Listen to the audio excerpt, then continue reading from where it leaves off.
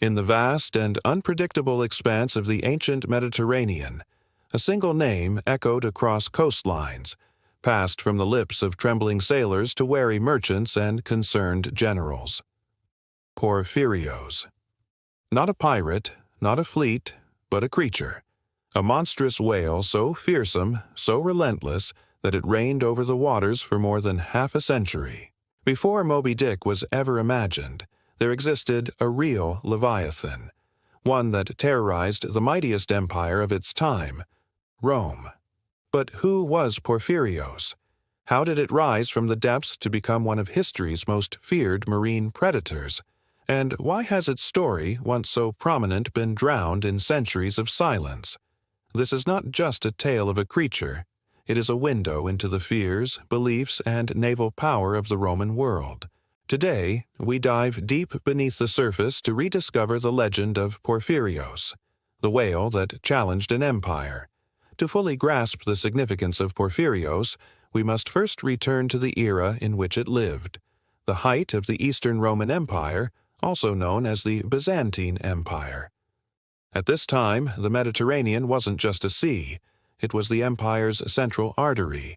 It was called Mare Nostrum, our sea, a title that reflected both dominion and dependence.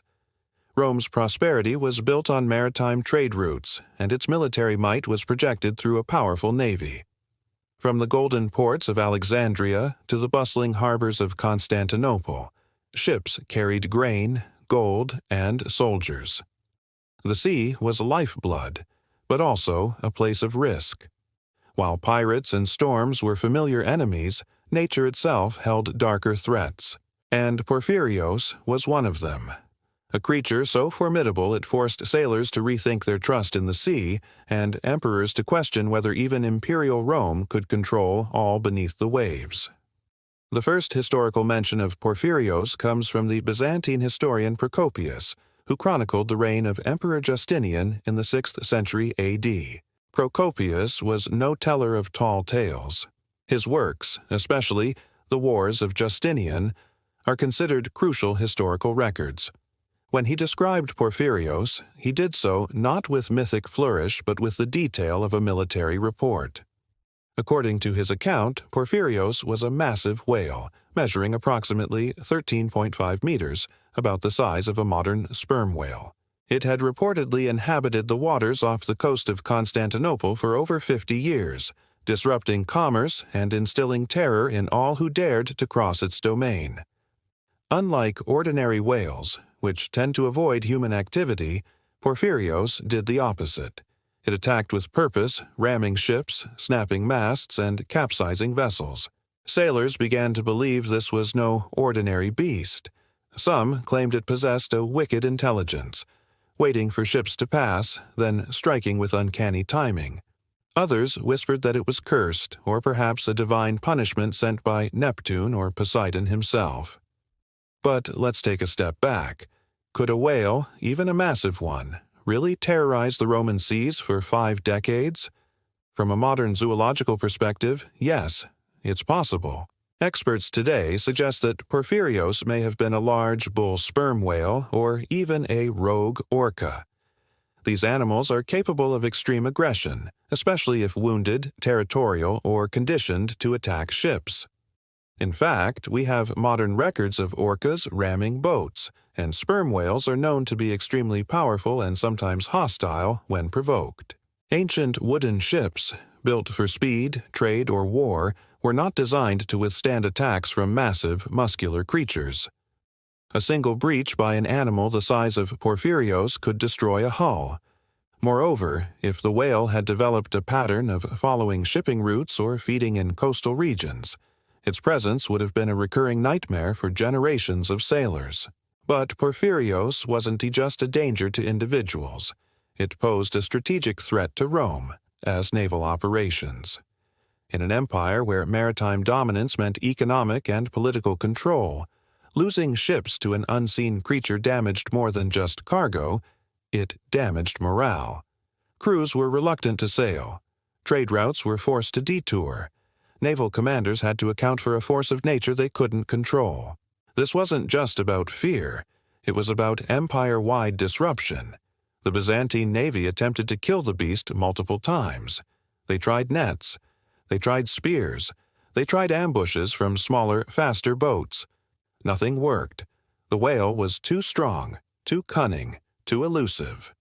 It became an obsession, and as the years dragged on, Porphyrios transformed from a biological anomaly into a living legend, a symbol of resistance against the might of man. And yet, Porphyrios was never caught through force or strategy. Its downfall came not at the hands of Roman steel, but by the tide of fate.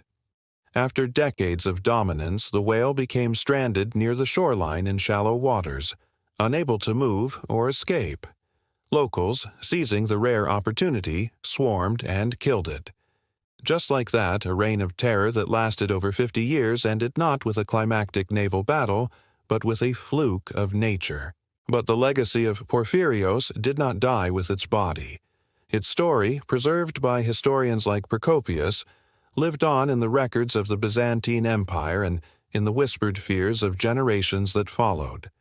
So, what does the story of Porphyrios really tell us? On the surface, it's a tale of a whale, a creature, an animal that defied the expectations of its species and rose to the status of legend. But beneath the surface, it's a reflection of ancient fear, a manifestation of humankind as eternal struggle against the uncontrollable forces of nature. The sea, for all its riches, always held terror, and Porphyrios embodied that terror with flesh and blood. His story teaches us that even the greatest empires are vulnerable, that no matter how powerful a civilization becomes, it is never fully in control of the natural world around it. Even Rome, with its legions and laws, its engineering marvels and naval fleets, had to bow, if only temporarily, to a creature from the deep.